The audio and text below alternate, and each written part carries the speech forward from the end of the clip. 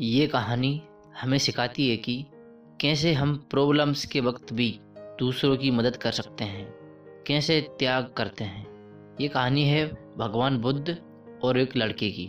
एक लड़का बहुत गरीब होता है, वो भिखारी होता है, 2 वक्त की रोटी का इंतज़ाम करता और उसका खाना कोई चुरा ले जाता है। वो जब भी 2 वक्त की रोटी का इंतज़ाम करता और फिर उसका खाना कोई चुरा ले जाता है।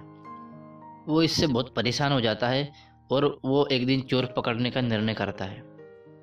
तो वो देखता है कि एक चूहा उसका खाना चुरा ले जाता था। एक दिन उसने चूहे से पकड़कर पूछा कि भाई, आप मुझे क्यों परेशान करते हो? आप मेरा ही खाना क्यों चुराते हो? मैं पहले ही बहुत गरीब हूँ, किसी अमीर का जाकर खाना चुराइए आप। तो चूहा बोला कि तुम्हारी किस्मत में खाना है ही नहीं, तुम्हारी किस्मत तो बहुत ख़राब है। ये सुनकर लड़का बोला कि ये क्या कह रहे हो तुम? चूहा बोला, हाँ मैं सही कह रहा हूँ। तो लड़का बोला, फिर इसका उपाय क्या है? चूहे ने बोला, इसका उपाय तो सिर्फ भगवान बुद्ध ही बता सकते हैं। आप भगवान बुद्ध के पास जाइए और उनसे पूछ कर आइए आपकी किस्मत के बारे में। लड़का उसी दिन भगवान बुद्ध से मिलने के लिए निकल जाता है। रास्ते में उसको बहुत रात हो जाती है, तो पास ही में देखता है कि एक हवेली है और वो रात को रुकने के लिए हवेली के पास जाता है और हवेली वालों से इजाज़त मांगता है रात रुकने की। हवेली से उसको रात रुकने की इजाज़त मिल जाती है और वो लड़का वहीं पर रात रुक जाता है। जब मॉर्निंग को वो अपने सफ़र पे चलने ही वाला होता है कि हवेली वाले उससे पूछते हैं कि तुम कहाँ जा रहे हो? तब वो बोलता है, मैं भगवान बुद्ध के पास जा रहा हूँ मेरी किस्मत के बारे में पूछने के लिए। तो हवेली मालिक ने बोला कि हमारी एक बेटी है 18 साल की, जो आज तक बोल नहीं पाती है। भगवान बुद्ध से एक मेरा सवाल पूछ के आना कि लड़की कब बोलेगी। लड़का बोला, ठीक है, मैं आपका सवाल ज़रूर पूछूंगा। लड़का चलते चलते कुछ पहाड़ों को पार करता है। वो पहाड़ों पर चढ़ते चढ़ते थक जाता है। तो एक पहाड़ पर उसको एक जादूगर मिलता है। जादूगर उससे पूछता है कि भाई, आप कहाँ जा रहे हो? लड़का बोला, मैं भगवान बुद्ध से मिलने जा रहा हूँ अपनी किस्मत के बारे में पूछने के लिए।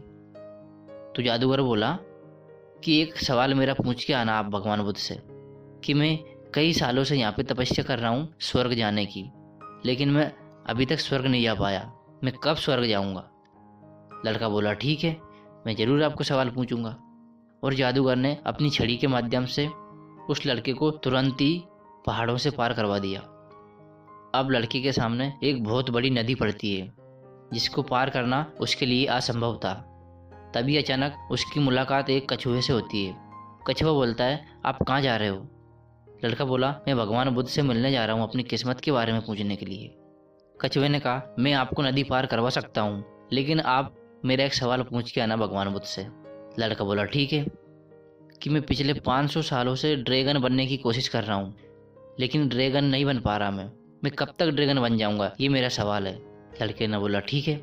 कछुए ने लड़के को पीठ पर बिठाया और नदी के पार पहुँचा दिया। फाइनली लड़का भगवान बुद्ध के पास जा पहुँचता है। वहाँ पर बहुत सारे लोग अपनी समस्याओं के बारे में भगवान बुद्ध से पूछते हैं।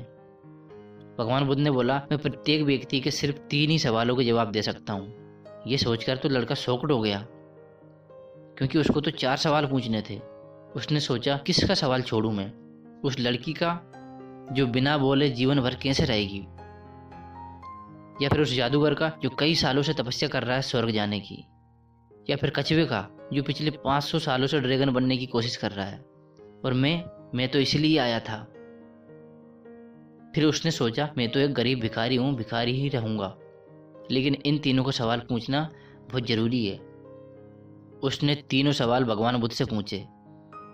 तो भगवान बुद्ध ने जवाब दिए कि वो कछुआ जिस दिन अपना कवच उतार देगा उस दिन वो ड्रैगन बन जाएगा, और वो जादूगर जिस दिन अपनी छड़ी छोड़ देगा वो स्वर्ग को चला जाएगा, और जिस दिन अपना जीवन साथी उस लड़की को मिल जाएगा वो बोलने लग जाएगी। लड़के ने भगवान बुद्ध से थैंक्स बोला और वो वापस चल दिया। उस कछुए के पास पहुंचा। कछुए से बोला कि तुम जिस दिन कवच उतार दोगे तुम ड्रैगन बन जाओगे। कछुए ने तुरंत ही कवच उतार दिया और उसमें से बहुत सारे कीमती मोती निकले। वो सारे उस लड़के को दे दिए और कछुआ ड्रैगन बन गया।